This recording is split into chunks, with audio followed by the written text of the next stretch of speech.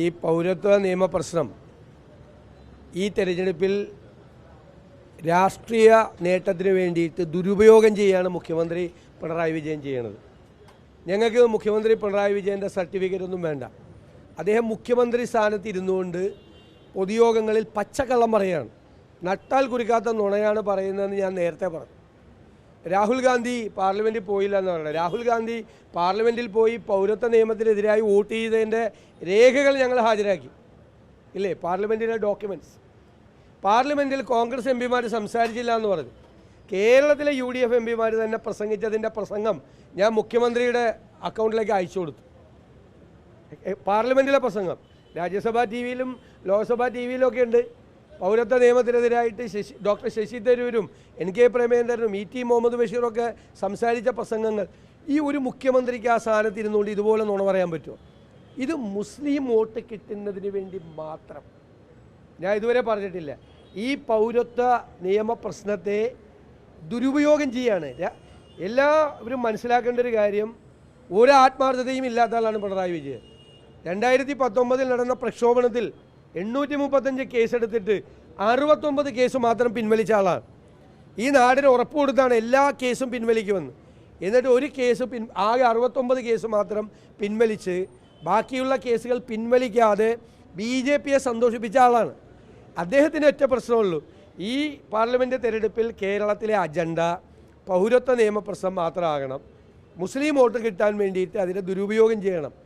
കോൺഗ്രസ് കേരളത്തിലെ എത്ര സ്ഥലത്ത് പരിപാടികൾ നടത്തി, CPM നടത്തിയതിനേക്കാൾ കൂടുതൽ പരിപാടികൾ കേരളത്തിൽ നടത്തി. എല്ലായിടത്തും നൈറ്റ് മാർച്ചുകൾ നടത്തി, എല്ലാ സ്ഥാനാർത്ഥികളുടെയും നേതൃത്വത്തിൽ പരിപാടി നടത്തി. പാർട്ടി സെക്രട്ടറിയേറ്റ് രാജ്ഭവൻ്റെ മുമ്പിൽ KPCC പരിപാടി നടത്തി. ഇതൊന്നും ഞങ്ങൾക്ക് പിണറായി വിജയനെ ബോധിപ്പിക്കേണ്ട ഒരു കാര്യമില്ല.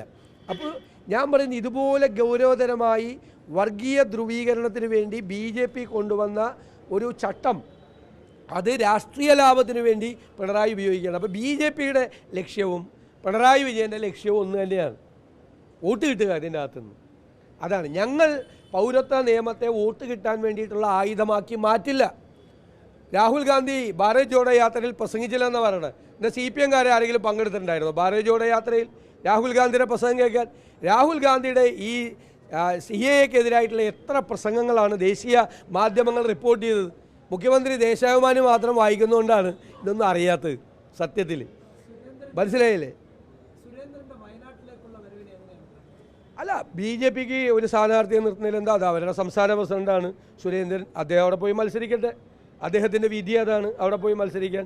അദ്ദേഹം എവിടെ മത്സരിച്ചാലും ഒരു കാര്യമില്ലെന്ന് എല്ലാവർക്കും അറിയാമല്ലോ. അദ്ദേഹം വിസയുടെ കാര്യമൊക്കെ ഞാൻ പറയുന്നത് കേട്ട്. അദ്ദേഹം ഈ പെർമനൻറ്റ് വിസയുമായി നടന്നിട്ട് ഒരു സ്ഥലത്ത് കേരളത്തിലെ ജനങ്ങളെ അടുപ്പിച്ചിട്ടില്ലല്ലോ അദ്ദേഹത്തെ ഇതുവരെ. അദ്ദേഹം മത്സരിക്കട്ടെ, മത്സരിക്കാനൊക്കെയുള്ള അവരുടെ അവകാശത്തെ ഒന്നും ഞങ്ങൾ ചോദ്യം ചെയ്യില്ല. ഞങ്ങൾ ജനാധിപത്യ പ്രസ്ഥാനമാണ്. ഞങ്ങളുടെ എതിരാളികളെ പോലും അവർ മത്സരിക്കട്ടെ, അവർക്കുള്ള അവകാശത്തെ ഒന്നും ഞങ്ങൾ ചോദ്യം ചെയ്യില്ല.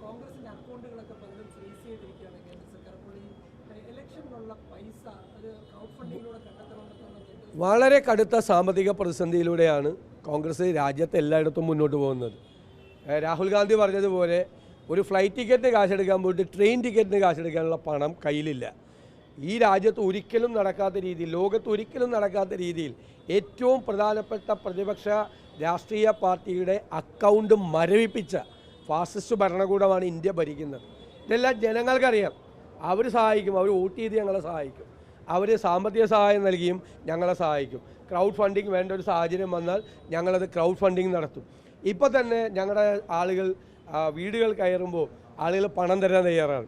സ്ക്വാഡ് പ്രവർത്തനം നടത്തുമ്പോൾ നിങ്ങളോട് എന്തൊരു ക്രൂരതയാണ് കാണിച്ചിരിക്കുന്നത് BJP എന്ന് പറയുന്ന ദേശീയ ഭരണകൂടം, അവർ നേതൃത്വം നൽകുന്ന ഭരണകൂടം. അതുകൊണ്ട് 50 രൂപയും 100 രൂപയും 200 രൂപയൊക്കെ പാവങ്ങളടക്കമുള്ള ആളുകൾ സ്ക്വാഡ് കയറുന്ന UDF പ്രവർത്തകർക്ക് കൊടുക്കുകയാണ്. കാരണം അത്രമാത്രം ജനങ്ങൾക്കൊരു വിഷമം ഉണ്ടായിരിക്കുന്നു. ഒരു ജനാധിപത്യത്തെ ഇങ്ങനെ കുഴിച്ചു മൂടിയാണ് രാജ്യത്ത്. പ്രധാനപ്പെട്ട രാഷ്ട്രീയ പാർട്ടിക്ക് തെരഞ്ഞെടുപ്പ് സമയത്ത് അവരുടെ അക്കൗണ്ടിലുള്ള വൈറ്റ് മണി, കള്ളപ്പണമൊന്നുമല്ലല്ലോ ഞങ്ങളുടെ അക്കൗണ്ടിലുള്ളത്, രേഖകളുള്ളതാണ്. ആ പണം പോലും ഉപയോഗിക്കാൻ പറ്റാതെ അത് മുഴുവൻ കേന്ദ്ര ഏജൻസികളെ കൊണ്ട് മരവിപ്പിച്ച് നിർത്തിയിരിക്കുകയാണ്. ആ BJP ആയിട്ടാണ് ഞങ്ങളിവിടെ യുദ്ധം ചെയ്യുന്നത്. ആ BJP അധികാരത്തിൽ നിന്ന് താഴെ ഇറക്കാൻ വേണ്ടിയിട്ടാണ് ഞങ്ങളുടെ സ്ഥാനാർത്ഥികൾ മത്സരിക്കുന്നത്. അല്ലാതെ CPM മത്സരിക്കുന്ന പോലെ മരപ്പെട്ടി ചിഹ്നത്തിലും നീരാളി ചിഹ്നത്തിലും മത്സരിക്കാതിരിക്കാൻ പാർട്ടിയുടെ അംഗീകാരം നഷ്ടപ്പെടാതിരിക്കാൻ വേണ്ടിയിട്ടല്ല ഞങ്ങൾ മത്സരിക്കുന്നത്. ഞങ്ങൾ BJPയെ താഴെ ഇറക്കാനാണ്, ഈ ഫാസിസ്റ്റ് ഭരണകൂടത്തെ താഴെ ഇറക്കാൻ വേണ്ടിയിട്ടാണ് ഞങ്ങൾ ചെയ്യുന്നത്. മുഖ്യമന്ത്രി പറയേണ്ടത് വളരെ ഗൗരവമാർന്ന നിരവധി ചോദ്യങ്ങൾ ഞങ്ങൾ ചോദിച്ചു. മാസപ്പടി ആരോപണവുമായിട്ട് ഗൗരവതരമായ 5 ചോദ്യങ്ങൾ ചോദിച്ചു. ഇതുവരെ വാ തുറന്ന് ഉത്തരം പറഞ്ഞിട്ടില്ല. അദ്ദേഹവും പറഞ്ഞിട്ടില്ല, അദ്ദേഹത്തിൻ്റെ മരുമകൻ മന്ത്രിയും പറഞ്ഞിട്ടില്ല, രണ്ടുപേരും പറഞ്ഞിട്ടില്ല മറുപടി. അല്ലാത്ത ഒരുപാട് കാര്യങ്ങൾ പറയുന്നുണ്ട്. ഇപ്പോൾ മുഖ്യമന്ത്രിയുടെ മകളുടെ സ്ഥാപനമായ എക്സാലോജിക്കിലേക്ക് നിരവധി സ്ഥാപനങ്ങൾ പണം കൊടുത്തിട്ടുണ്ട്. എന്തിൻ്റെ പുറത്താണ് ആ പണം കൊടുത്തത്?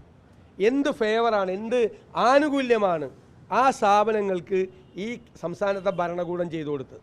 വെറുതെ ഒന്നും കൊണ്ടുപോയി ആരുടെ അക്കൗണ്ടിലേക്കും പൈസ ഇടില്ലല്ലോ. ഏതെങ്കിലും കമ്പനിയുടെ അക്കൗണ്ടിൽ കൊണ്ട് ആരെങ്കിലും പൈസ ഇടുമോ? അപ്പോൾ പൈസ ഇട്ടിരിക്കുന്നത് നികുതി വെട്ടിപ്പിന് അടക്കമുള്ള കാര്യങ്ങൾക്ക് സൗജന്യം ചെയ്തു കൊടുത്തതിൻ്റെ പേരിലാണ് ഈ പണം നിക്ഷേപിച്ചിരിക്കുന്നത്. 12 പ്രധാനപ്പെട്ട സ്ഥാപനങ്ങളാണ് പണം കൊടുത്തിരിക്കുന്നത്. എന്തിനാണ് അവരുടെ കയ്യിൽ നിന്ന് പണം വാങ്ങിച്ചത്? മുഖ്യമന്ത്രി സ്ഥാനത്ത് ഇരുന്നു കൊണ്ട് മകളുടെ കമ്പനിയിലേക്ക് ഇത്രയും വലിയ തുക എങ്ങനെയാണ് കിട്ടിയത് എന്ന് ചോദിച്ചാൽ പറയാനുള്ള ബാധ്യത മുഖ്യമന്ത്രിക്കുണ്ട്. മുഖ്യമന്ത്രി സ്ഥാനത്ത് ഇരുന്നു കൊണ്ടാണ് ഈ അഴിമതി നടത്തിയിരിക്കുന്നത്. അതിന് ഉത്തരം പറയേണ്ട ബാധ്യത മുഖ്യമന്ത്രിക്കുണ്ട്, പറഞ്ഞേ മതിയാവും. അതുകൊണ്ട് തെരഞ്ഞെടുപ്പ് വിഷയങ്ങൾ മാറ്റാൻ വേണ്ടിയിട്ട് എല്ലാ ദിവസവും രാവിലെ പൗരത്വം എന്ന് പറഞ്ഞിട്ട് വരണ്ട. പൗരത്വ നിയമത്തെ സംബന്ധിച്ച് ദേശീയ തലത്തിലും സംസ്ഥാന തലത്തിലും കോൺഗ്രസിനും UDFനും അതിശക്തമായ നിലപാടുണ്ട്. ഞങ്ങളുടെ ശ്രീ രമേശ് ചെന്നിത്തലയാണ് സുപ്രീം കോടതിയിൽ കക്ഷി ചേർന്നിരിക്കുന്നത് ഈ കേസിൽ കേരളത്തിൽ നിന്ന്. അതുപോലെ മുസ്ലിം ലീഗാണ് പരാതി കൊടുത്തിരിക്കുന്ന ഏറ്റവും പ്രധാനപ്പെട്ട പാർട്ടി, സുപ്രീം കോടതിയിൽ കൊടുത്തിരിക്കുന്നത്. ഞങ്ങളൊക്കെ അത് ഫൈറ്റ് ചെയ്യാണ്. ഇപ്പോൾ ഇറങ്ങിയിട്ട് വോട്ട് കിട്ടാൻ വേണ്ടിയിട്ട് ഈ വർത്തമാനം മാത്രം പറയേണ്ടായിരുന്നു. ഇതൊക്കെ ഈ പ്രധാനപ്പെട്ട ചോദ്യങ്ങൾക്ക് മറുപടി പറയാതിരിക്കാൻ വേണ്ടിയിട്ടാണ്. സംസ്ഥാനത്തെ ദയനീയമായ സ്ഥിതി ഇപ്പോൾ പണ്ടില്ലേ, തദ്ദേശ സ്വയംഭരണ സ്ഥാപനങ്ങളുടെ തനത് ഫണ്ട് ട്രഷറിയിലേക്ക് മാറ്റാൻ പറഞ്ഞിരിക്കുക ഗവൺമെൻറ് എന്ത് അധികാരമുള്ളത്? അധികാര വികേന്ദ്രീകരണം വന്നു. പഞ്ചായത്ത് രാജ് നിയമവും നഗരപാലിക നിയമവും പാസ്സാക്കി. മുഖ്യമന്ത്രിയും തദ്ദേശ സ്വയംഭരണ മന്ത്രിയും ആ നിയമം ഒന്ന് മറിച്ചു നോക്കണം. സർക്കാരിന് തദ്ദേശ സ്വയംഭരണ സ്ഥാപനത്തിൻ്റെ തനത് ഫണ്ട് ട്രഷറിയിലേക്ക് നിക്ഷേപിക്കാൻ പറയാനുള്ള ഒരു അധികാരമില്ല. ഇല്ലാത്ത അധികാരം ഉപയോഗിക്കുകയാണ്. തദ്ദേശ സ്വയംഭരണ സ്ഥാപനങ്ങൾക്ക് ഫണ്ട് കൊടുത്തില്ല. 2ാം ഗഡു കൊടുത്തത് ട്രഷറി ബാൻ വെച്ച് മാറ്റിയെടുക്കാൻ പറ്റിയില്ല. 3ാമത്തെ ഗഡു കൊടുത്തില്ല. 22-ാം തീയതിക്ക് മുമ്പ് ട്രഷറിയിലെ ബില്ല് മുഴുവൻ ക്യൂ ആയി. അപ്പോൾ 1/3 തുക മാത്രമാണ് ഈ വർഷം കൊടുത്തിട്ടുള്ളത്. എന്നിട്ട് അവരുടെ തനത് ഫണ്ട് എടുത്ത് ട്രഷറി കൊടുത്ത് ശമ്പളം കൊടുക്കാൻ കാശില്ലാത്തതുകൊണ്ടാണ്. ദയനീയമായ സ്ഥിതിയാണ്, പരിതാപകരമായ സ്ഥിതിയാണ് കേരളത്തിൽ. പഞ്ചായത്തിൻ്റെ തനത് ഫണ്ട് എടുത്ത് ട്രഷറി കൊടുക്കാൻ പറഞ്ഞിരിക്കുന്ന സർക്കാരാണ്. ഒരു പൈസ കയ്യിലില്ല. ഇതിനൊക്കെ ഉത്തരം പറയട്ടെ. ഈ അഴിമതി കെടുകാര്യസ്ഥത കൊണ്ട് കേരളത്തെ മുച്ചൂടും മുടിപ്പിച്ചതിനാണ് തെരഞ്ഞെടുപ്പ് കാലത്ത് മറുപടി പറയേണ്ടത്. ആ ചോദ്യങ്ങൾക്ക് മറുപടി വേണം.